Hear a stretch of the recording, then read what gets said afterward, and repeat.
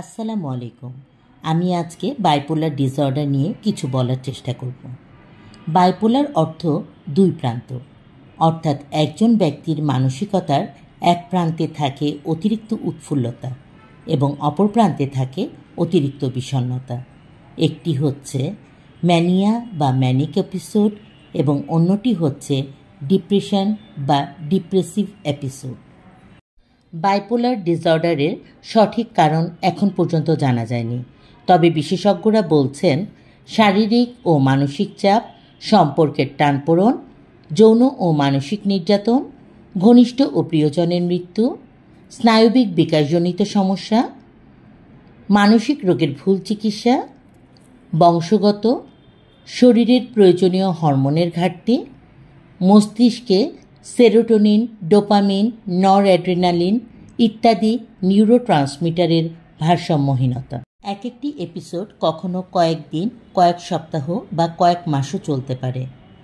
Manic এপিসোডে নিজেকে খুব বড় ব্যক্তিত্ব, শক্তিশালী ও ক্ষমতাবান মনে করেন, যুক্তিহীন বিষয়ে অনর্গল কথা বলেন, নিজের প্রয়োজনীয় জিনিস বিলিয়ে দেন, অপ্রয়োজনীয় খরচ করেন, অতিরিক্ত আবেগপ্রবণ, অতি উৎফুল্ল মনোভাব থাকে, অতিরিক্ত কথা বলেন, অতিরিক্ত কাজের প্রবণতা দেখা যায়।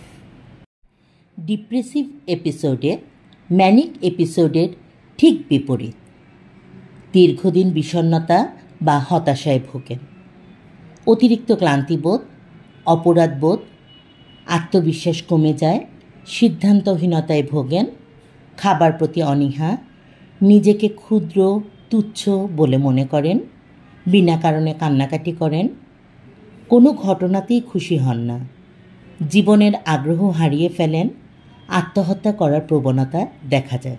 বিশেষজ্ঞদের মতে এই রোগটি ডায়াবেটিসের মতো, যা কখনো নির্মূল করা যায় না, তবে নিয়ন্ত্রণে রাখা যায়।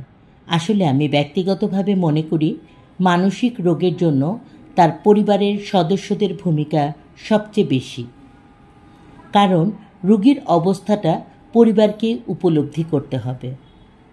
তাই বাইপোলার রোগীদের ক্ষেত্রে পরিবারের বিশেষ কিছু সতর্কতা অবলম্বন করা উচিত। প্রথমত, রোগীর খাওয়া ও ঘুম নিশ্চিত করতে হবে। বাইপোলার রোগীদের সাথে কখনোই তর্কে জড়ানো যাবে না।